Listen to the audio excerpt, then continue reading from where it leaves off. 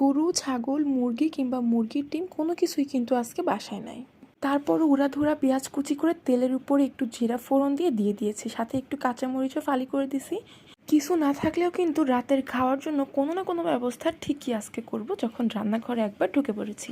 এবার 1 চামচ আদা বাটা, 1 চামচ রসুন বাটা, একটু হলুদের গুঁড়া আর লবণ দিয়ে সবগুলো মশলাকে ভালো মতো একটু ভেজে নিলাম। ভাজা হয়ে গেলে এবার এখানে 1 গামলা ডাল সিদ্ধ করে নিয়েছি। এর মধ্যে আছে মসুরির ডাল আর মুগ ডাল সমপরিমাণ। একটু হলুদের গুঁড়া, দারুচিনি আর তেজপাতা দিয়ে ভালো করে সিদ্ধ করে নিছি। আর এটা কিন্তু একদম গলে যাওয়ার মতো সিদ্ধ না, ডালটাকে কিন্তু একটু পাতলা করে সিদ্ধ করতে হবে। এবার আমি মশলার মধ্যে দিয়ে দিলাম, এবার একটু নাড়াচাড়া করে নিচ্ছি। রান্না কিন্তু এখানেই শেষ না, আর একটু স্বাদ বৃদ্ধি করব, এই জন্য একটা প্যানে দিয়ে দিচ্ছি সরিষার তেল। এবার দিয়ে দিচ্ছি সেই উড়াধুরা পেঁয়াজ কাটা। এবার এটাকে ভালো করে একটু বেরেস্তা মতো করে নিব। এবার পেঁয়াজটা যখন বেরেস্তা হয়ে যাবে একটুখানি লাল মরিচের গুঁড়া দিয়ে দিচ্ছি। এবার সেই ডালটার মধ্যে আমি এটা দিয়ে দিলাম আর সামান্য একটু লবণ দিয়েছি। এবার ভালো করে একটু নাড়াচাড়া করে নিব।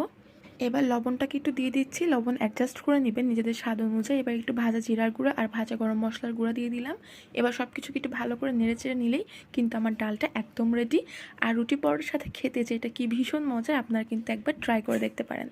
কোনো কিছু বাসায় না থাকলেও আজকে রাতের ডিনারে কিন্তু এই ডালটা ভালোই ম্যানেজ দিয়েছিল। সবাই খুব মজা করে খেয়েছে। আশা করছি আপনাদের কাছেও ভালো লেগেছে। আপনারা চাইলে কিন্তু রুটি, পরোটা, পোলাও যে কোনো কিছুর সাথে এটা সার্ভ করতে পারেন।